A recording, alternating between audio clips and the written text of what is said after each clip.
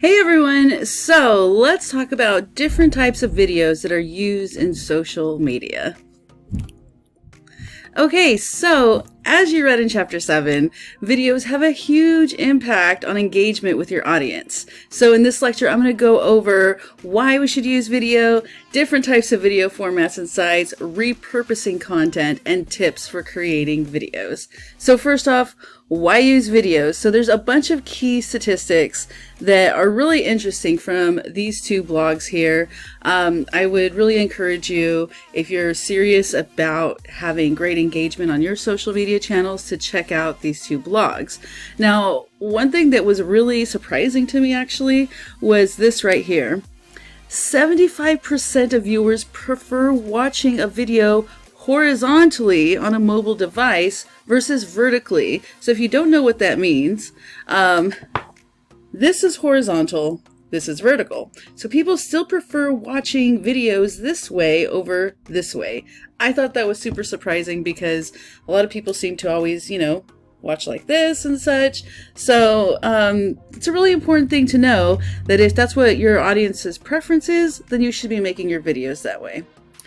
Now, most people would rather watch a video than read an article to learn about a brand, a company, an influencer. And a lot of you guys have said this very thing in our different discussion boards, so this is really no surprise. So videos can help people discover new products, brands, and ideas, even when they're not necessarily ready to buy yet. They might come across a video and learn about something, and that might make them think about buying when they weren't thinking about it in the first place. So that's really important. It can help position your brand as a helpful expert, a lot like blog posts, right? And it can also help people answer people's questions. It can enable people to take action and even purchase with a seamless, immediate experience. We're seeing this more and more in social media. It used to be where people would post about a product and then they would post a link and it would take you to their website. But more and more sites are integrating ways to buy straight from, straight from Instagram or straight from Facebook, straight from TikTok even. All right, video ads are effective in helping customers discover a brand and make a purchase. So despite this, many people skip over online ads when given a choice. So even though buying ads on social media can work for some things, posting videos to your social media accounts instead of buying ads may be more effective. Now, another thing to know is that 4 in 5 people use digital video for learning new skills. This is huge. Working professionals especially would rather learn online through videos than take an in-person class. And a lot of times it has to do with time. Maybe you don't have enough time. You have a full-time job, you have a family, you have a social life, whatever. So online video could be a great way to learn. And if you haven't realized this yet, right now you're going to school to get a certificate or a degree, but that doesn't mean your learning's going to stop. Learning is a lifetime endeavor.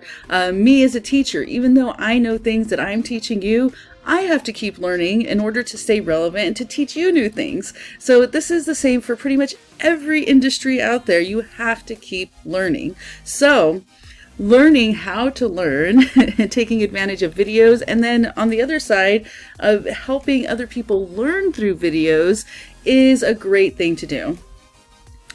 All right, so let's look at where marketers are actually posting their videos.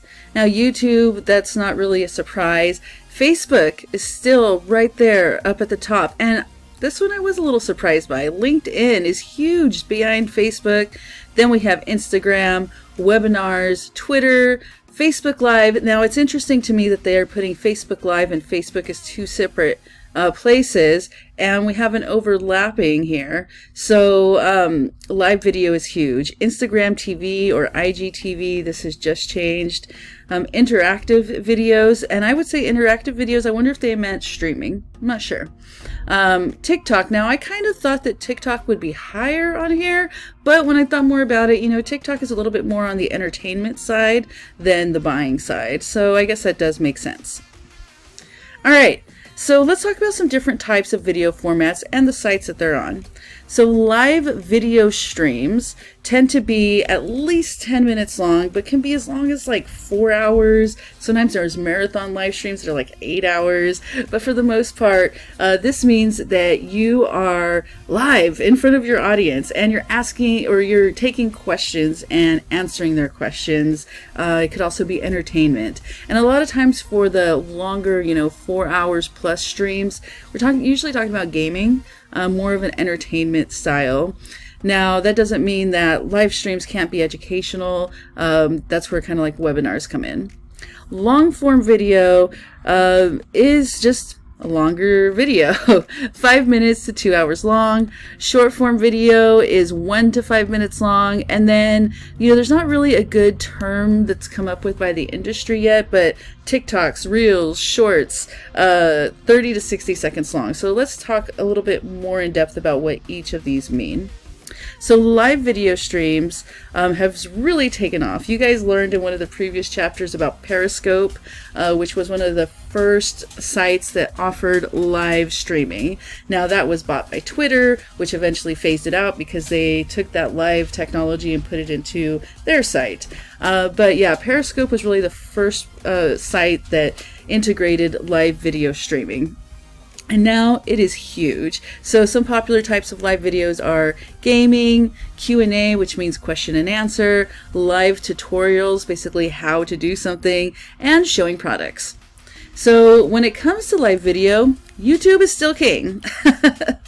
Although many brands and influencers post to multiple sites, YouTube is still number one. And so let's talk a little bit about repurposing content for a second. So let's take the example of gamers. Gamers tend to stream live. They do live video, and a lot of times it's on YouTube or Twitch. They usually stream for 2 to 4 hours, at least once a week. Many have a set schedule where they're streaming more often than that, maybe 2, 3, 4 times a week. Now, after they're done with that stream, that's not the end of their video. They can take the content from that video and turn it into shorter pieces of content. So they may post a long form video that's like 20 to 60 minutes long on YouTube, and it has like the best part of the play from that longer stream. Then they might post a short 1-minute clip to like Instagram or Twitter of something that was really funny or entertaining that happened during their stream. So all of this is called repurposing content. We're going to get into that a little bit more in a minute. Okay, so if you're really interested in watching live or in creating live videos, this is a great blog post from HubSpot. Where and how often do consumers watch live videos? So if you're interested in this, I would definitely suggest that you go ahead and pause this video and go over to this blog and check it out. Now, from reading that article above, if you did, you would learn that one of the benefits of doing live video is instant interaction with your audience. As you're streaming, your audience can make comments and ask questions that you can read and answer right there in the moment. So this is a great way to really interact with them. And this points to the fact that educational content is still the most watched live content. So let's take a look at this infographic real quick. Which type of live videos are you most likely to watch? A Q&A with an influencer, celebrity, or expert in your industry. A product tutorial, an educational how-to video or explainer, or last but not least, a video stream that shows someone playing video games in real time. So yeah, and even you can even say that sometimes gaming streams can be educational too. You can see how someone else plays and use the tactics that they use in your own gaming. All right, so another great blog post I want to share with you guys. Totally pause this video and read this article. Which types of live videos are people actually watching? I think you'll be kind of surprised, especially if you tend to watch only one type of video. It's not, when you're creating a social media presence, it's not all about you, it's about your audience. So knowing who your audience is and what types of live videos they're watching can help you figure out what you're going to do. Okay, so now let's talk a bit more about long form video. Long form videos are usually 5 minutes long or longer, And they're similar to live streams when it comes to content, but instead of being filmed live, the footage is edited together for a more polished look. So for example, my lectures are long form videos. So you guys probably remember these. I actually, made my one lecture into 2 different lectures where I talked about professional headshots, and then I did a how-to or explainer video on how to actually take this photo. So with this first one, I gave you a lot of information, and then in the second one, I walked you through the steps on how to apply the information. Now, short form videos are usually 1 to 5 minutes long, and these videos break down complicated information and topics into shorter, easier to understand, easier to digest videos. So they don't have nearly the amount of detailed information, okay? But they can be a great way to introduce your audience to a topic and then get them to come back and watch the longer version of the video. So for example, my 5 tips for more professional headshots video, I basically took the long form video above and created a shorter video. I'll just play a little bit. We're not going to watch the whole thing, but you can if you want. So today I want to share with you 5 tips on how to take a more professional profile photo. You want to dress for the job you want. Maybe you are working at a job just to make ends meet right now, but you want to dress professionally. We want to find somewhere that has a pretty... Okay, so for example, for that first tip, in here I just said you want to dress professionally. But in the longer video, I explained a little more about how to do that. I gave you guys tips on, if you don't have the money to go buy something really nice, you can go to a thrift store, stuff like that. So short form video, I'm just kind of hitting you with the main points. Long form video, I'm giving you more information. All right, now let's talk about one of the newest types of video forms that's come out in the last few years, which is TikTok/Reels/Shorts. Like I said earlier, there's not a really great term. I haven't heard, at least read about a term that describes what exactly these are, but you know it when you see it, right? They're up to 1 minute long, and they're generally more about entertainment. So, TikTok started it, and they were kind of known for, dances and stuff, but educational videos have really been part of it as well. There's all kinds of videos on TikTok about tips on how to do different things. That's educational. So, it's been really interesting watching this development because TikTok blew up with it. And then, let's see, I think then Facebook, no.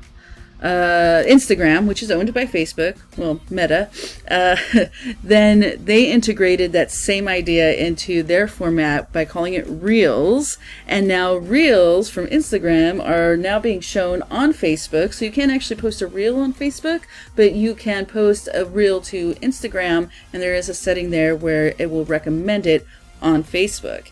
And depending on the views you get, you can actually start to monetize and make money off of them.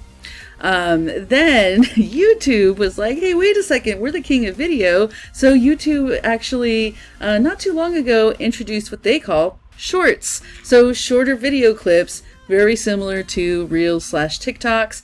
And Snapchat has a Spotlight now too with the same idea. All right, so here are some different sites, and let's just talk about the different features. I just wanted to break it down because, there's so many sites out here. These are the most popular and the different types of video that they have. So we have YouTube versus Instagram, Facebook, LinkedIn, Snapchat, TikTok, and Twitch. So one thing I haven't talked about yet is stories, because stories are kind of a combination. They're a combination of photos and videos. They're usually in 15-second segments or less that you can add to throughout the day or all at once, and they disappear in 24 hours. You can also add like little GIFs and text to them and such. You can add music to them. So that's a whole nother thing. That was actually started by Snapchat. And then Instagram was like, hey, I want to get in on this too. So it got added to Instagram, and it was such a huge success that its parent company, Meta, added it to Facebook as well. All right, so TikToks, Reels, Shorts, Spotlights. So we have Shorts on YouTube, Reels on Instagram, Reels from Instagram shown on Facebook, Spotlight on Snapchat, and then TikToks on TikTok. Short form video, pretty much all of these different sites can show these, except for, you're going to notice now that Snapchat and TikTok fall off. So Snapchat and TikTok, they're the kings of short form, or I mean, not short form, but, super short, under a minute long videos. That's where they came from. That's where they really rule. But these other sites actually support longer videos. So short form videos, yes, yes, yes, yes, but no for Snapchat and TikTok. Long form videos, yes, across the board, except Snapchat and TikTok. Live streaming, yes. Snapchat is supposedly coming out with some kind of live. They do have live like messaging, kind of like video calls, but I haven't seen anything about like live streaming yet. Of course, things change so fast in social media that by the time you watch this video, this might have changed. If Snapchat's your site of choice, then look into what they have, right? Okay. And just for you guys, I decided to add a couple of guides here. So, you might have a specific site that you're really into that you want to be posting more on. So I did add some links, how-to links, tips for how to create better videos and such for each of these sites. Okay. So let's talk about repurposing content some more, because you're going to be repurposing your blog posts. So once you've worked hard to create some great content, you can repurpose it. Just because you did all that work once doesn't mean that it all goes away. So how you repurpose your content comes down to the amount of detail you're giving your audience. So let's start with the most amount of detail broken down to the least. So first we have your blog posts. And a blog post is not just a blog post. It can also basically be a script for a live video stream. So blog posts, you go into more detail on your topic and direct the audience to other resources. Now, a live video stream has just as much detail as a long form video and your blog post, but you're able to interact with your audience in real time. Now, long form video is the details of your blog post, but put in an even more visual form. So like I said, your blog post is basically a script for a video stream, a long form video, a short form video, because then you could take that long form video and then format it or break it down to convey the main points. Make it shorter just to get that information out really fast.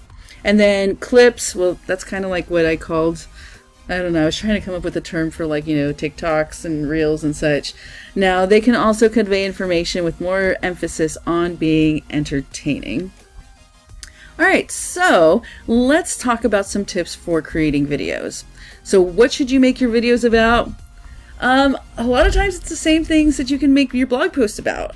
Now, this really does depend on your audience and what you're offering. So I did include another great blog post, 17 engaging video content types that people love to watch. So if you're really into creating video content or want to start doing so, definitely pause this video and check out this blog post.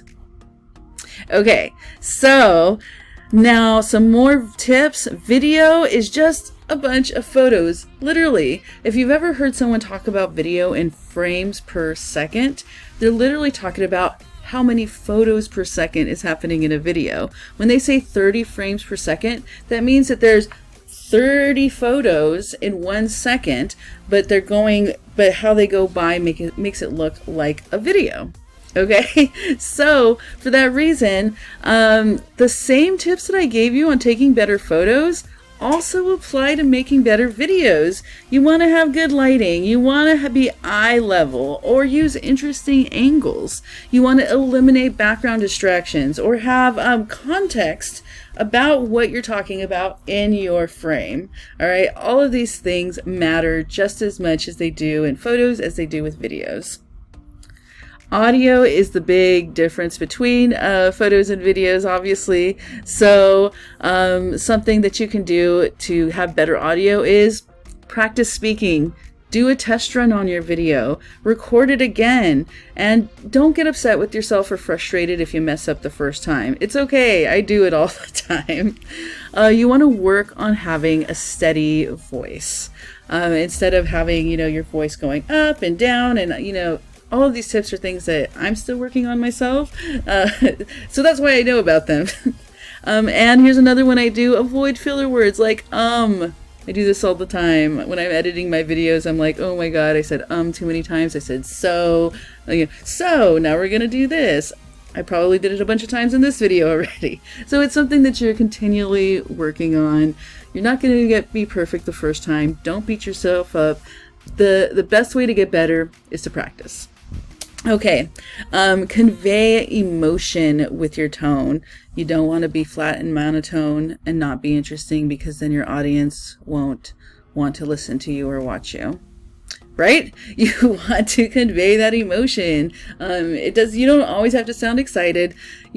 Just go with what you're trying to, tell your audience. What kind of tone goes with that, and go with it. Last but not least, music. Add music. Music helps a video flow so much better. Now, the big thing to think about though is when you're adding music to a video is don't have it be louder than your voice. You don't want the music to be so loud that it's distracting from the video. You just want it to add a vibe to your video. All right, now let's talk about planning. Planning is a really important factor in making videos, and like I said, your blog post is like a plan already for you. That's why it's such a great way to create content, by starting with writing everything down and then moving on to the rest. Now you're going to save yourself a lot of time and energy if you write out a basic script, and planning is even important for effective live videos. I know people think that, oh, I'm just going to go live and we'll just see what happens. That's a recipe for disaster. That's a recipe for you to go blank and not know what the heck to say. So even for like a Q&A, just having a very basic idea of what you're going to talk about, writing bullet points for the main ideas within your topic. That is important.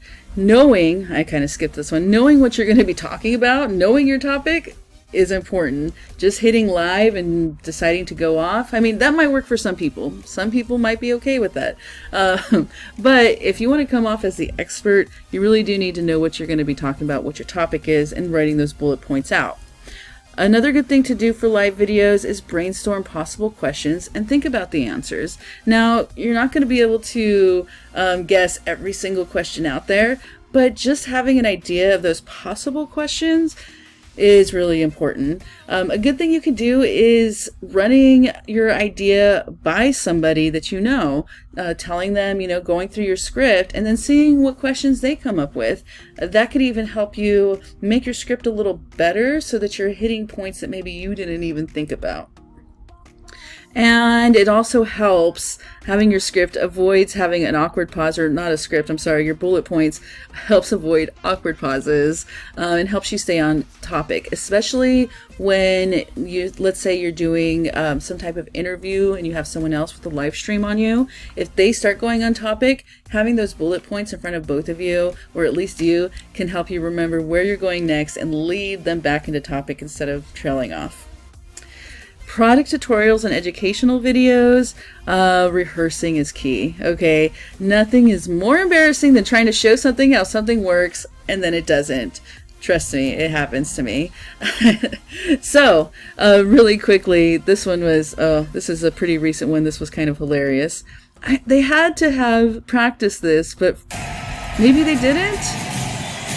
Okay, so Elon Musk is unveiling his bulletproof Tesla Cybertruck in LA.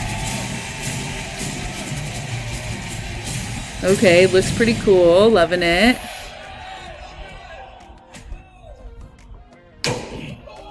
Alright, no problem. Hit it with the sledgehammer. Sounds good. Now. Really wind up. Nail that. Okay, we're still good. Hold on. Sure? Yeah. Well, maybe that was a little too hard. Man, what a fail. So they went on here to try to show that the glass was bulletproof, and yeah, did they actually practice that? Did they just assume that, because I mean, that was a big ball compared to a small bullet, right? I don't know. Anyways, practicing is key. That's the point of that video. Alright, so in conclusion, although making videos seems intimidating, the best tip I can give you really is to just jump in and get going on it. And another thing to think about is equipment. Not everyone's like this, but I know for me, when I first started making videos, I was like, oh, I need this equipment, I need that equipment, I need all these things. But the truth is you just need to start, okay? You're not going to have the best equipment at first, and that's okay. In fact, you might not even know exactly what you need until you start making videos. And then it just becomes a little by little thing, you know? Maybe you upgrade your camera, and then you upgrade your audio, and then you upgrade your lighting, or something like that. I'll tell you, lighting is probably one of the most important things for video to look great. The lights I use for my videos were pretty cheap. They were $350 for 3 LED lights. And I don't know if that sounds cheap or not, but it is cheap compared to a lot of lighting. But if you know how to use lighting and can make it look great, then that's all that matters, okay? So anyways, don't stress on your equipment. That's something that you work on little by little. Now, if you are really interested in this, we have classes here on campus and a whole degree on video production. So if you really want to start learning about even more about what makes videos great, you can totally take some classes here too. Alright guys, so I hope this has you prepared because your next big project is going to be making your own video.